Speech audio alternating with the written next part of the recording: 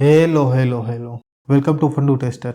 आज के वीडियो में हम डिस्कस करने वाले हैं एज ए टेस्टर हम कौन कौन सी गलतियां करते हैं और वो गलतियां हमें अवॉइड करनी चाहिए। तो आगे बढ़ने से पहले ये वीडियो को लाइक करना और शेयर करना मत भूलिएगा और फंडू टेस्टर को सब्सक्राइब जरूर करिएगा। Camera rolling action.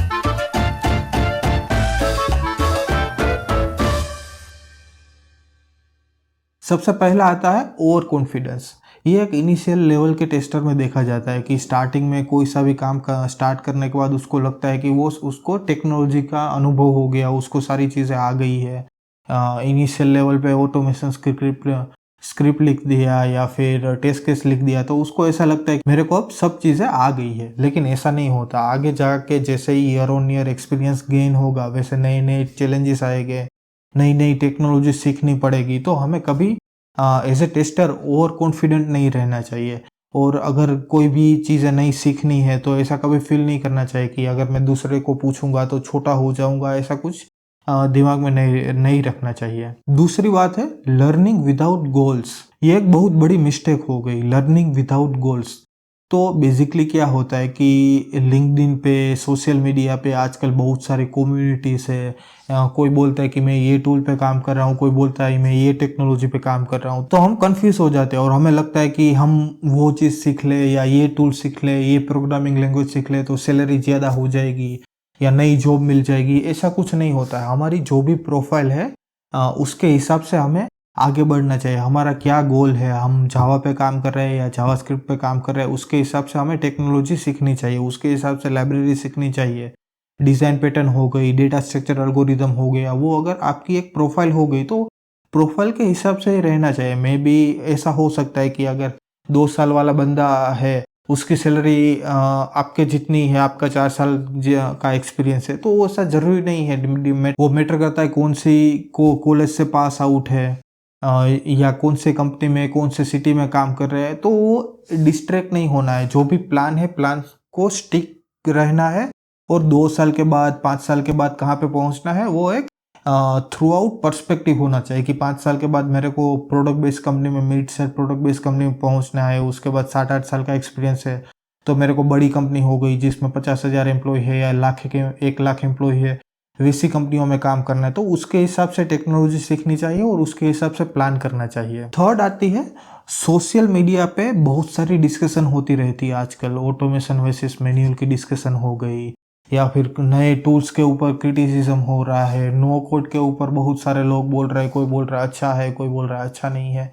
ये सब चीज़ों में कभी नहीं पढ़ने का। ये सब चीज़ में पढ़ के टाइम वेस्ट और एनर्जी कभी नहीं करना है। जो भी हमारा काम है, काम से काम मतलब रखो। सोशल मीडिया नेटवर्किंग के लिए या नॉलेज गेन करने के लिए यूज़ कर रहे हो तो उसको ही फॉलो करना है। आप अगर ऑटोमेशन पे काम कर रहे हो, जो भी बंदे हैं ऑटोमेशन पे अच्छे अच्छे इंफॉर्मेटिव पोस्ट डालते हैं, उसको फॉलो करो, यूट्यूब में उसका वीडियोस देखो। बट जो बंदे ऐसे हैं कि उसको बस ये सारी चीज़ों में लाइक्स और कमेंट्स के लिए ये सब चीज़ें डालते हैं, उससे दूर रहो। या वो चीज़ अगर पढ़ भी लिया है दिमाग में मत डालो, वो सब चीज़ों से दूर रहना है। हमें प्रोफाइल पे और जो हमारा गोल है उसके हिसाब से ही काम करना है और धीरे धीरे आगे बढ़ना है। उसके बाद है don't stuck in problem. Basically क्या होता है कि हमने कोई यूडेमी का कोर्स लिया है और वो कोर्स हमने आधा कंप्लीट किया, कंटेंट क्रिएटर है वो बता रहा है, वो हम कोड लिखते जा रहे हैं या वो उसके हिसाब से हम सीखते जा रहे हैं, वो सब अच्छा लग रहा है और वो उसके हिसाब से हम कर पा रहे हैं। लेकिन क्या होगा कि कोई एक पॉइंट पे कभी एरर आ गया, उसने अच्छे से कोड लिख लिया, सिमिलर वे आपने इम्प्लीमेंट किया, वो नहीं चल रहा है तो डीमोटिवेट हो गया। और उसके बाद क्या होगा कि वो सीखना ही छोड़ दिया या कोर्स नहीं करना है, वो कंटेंट क्रिएटर अच्छा नहीं है, ऐसा नहीं है। बेसिकली करना क्या है कि अगर आप कोई भी टूल्स या टेक्नोलॉजी सीख रहे हो और आप कहीं पे भी स्टक हो रहे हो तो आपको सीनियर की हेल्प लेनी चाहिए या फिर बहुत सारे ग्रुप्स है, कम्युनिटीज है, उसको उसी पर्सपेक्टिव से यूज़ करना चाहिए कि मैं एक कोर्स कर रहा हूँ यूट्यूब से और ये कोड मेरे से बन नहीं रहा है, तो उसको किसी को पूछो, किसी को अप्रोच करो। मे भी कंपनीज में जो आपके सीनियर्स है या आपका पीयर्स है उसको पूछो ये प्रॉब्लम्स मेरे को आ रहा है, क्यों प्रॉब्लम से कैसे बाहर निकलूँ। तो बेसिकली आईटी इंडस्ट्री में भी वही है, जो भी प्रॉब्लम है हमें उसको सोल्व करना है, कोई भी प्रॉब्लम से हमें भागना नहीं है। लास्ट है many things at A time. Basically मैंने बहुत बार देखा है कि बहुत सारे टेस्टर बहुत सारी चीज़ एक साथ सीखने का प्लान करता है, तो ऐसा नहीं होना चाहिए कि एक साथ 5 चीज़ें सीख रहे हो, एक साथ 10 चीज़ें सीख रहे हो, वैसा हमें नहीं करना है। हमारा प्लान है कि हमें ईयरली प्लान करना चाहिए बेसिकली, या फिर क्वार्टरली प्लान करना चाहिए कि एक साल है 2023 अभी स्टार्ट होने वाला है, तो इनिशियल 6 मंथ पे मैं ये कोर्स करने वाला हूँ, मेरे को ये सीखना है।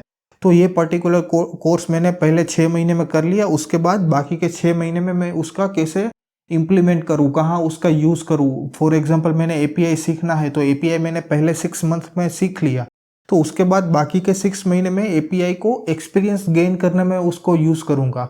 बाकी के 6 महीने में मैं क्या करूँगा, बेसिकली फ्रेमवर्क बनाऊँगा, कॉम्प्लेक्स एपीआई से वो खोजूँगा, उसको कैसे ऑटोमेट करना है, कैसे उसको टेस्ट करना है, कौन सी प्रोग्रामिंग लैंग्वेज है, उसके हिसाब से आपको फ्रेमवर्क बनाना है, वो सब करना है। तो एक साल में क्या हो गया कि आपने पूरा कंप्लीट ऑटोमेशन सीख लिया, सारा जो भी इंटरव्यू क्वेश्चन है उसके ब्लॉग्स पढ़ो, पूरा एक साल डेडिकेटेड टू एपीआई। उसके बाद नेक्स्ट ईयर हो गया 2024, आपने एपीआई सीख लिया, अच्छे से इंप्लीमेंट कर लिया, अब आप डे टू डे में एपीआई पे काम कर रहे हो। तो नेक्स्ट आपको ये डिफाइन करना है कि मैं मोबाइल ऑटोमेशन सीखूँ या फिर मैं कोई नई टेक्नोलॉजी सीखूँ। फॉर एग्जांपल 2024 आपने सिलेनियम पे ले लिया, उसके बाद एक साल फिर से प्रोग्रामिंग लैंग्वेज पे जो जो नए अपग्रेडेशन करना है वो कर लिया। तो ईयर ऑन ईयर आपको टेक्नोलॉजी सीखनी है। तो बेसिकली क्या होगा कि 5-6 साल में या 3-4 साल में आप एक एरिया में एक्सपर्ट बन जाओगे, आपको हर एक चीज़ें इन एंड आउट आ जाएगी। फ्रेमवर्क बनाना है, ऑटोमेट करना है, कॉम्प्लेक्स फंक्शनलिटी के साथ कैसे डील करनी है, वो सब चीज़ आपको आ जाएगा। आशा रखता हूँ कि आपको ये पसंद आया, और अगर आपको कोई भी प्रॉब्लम है तो आप मुझे कमेंट सेक्शन में पूछ सकते, और ये वीडियो को लाइक करना और शेयर करना मत भूलिएगा, और फंडू टेस्टर को सब्सक्राइब जरूर करिएगा। धन्यवाद।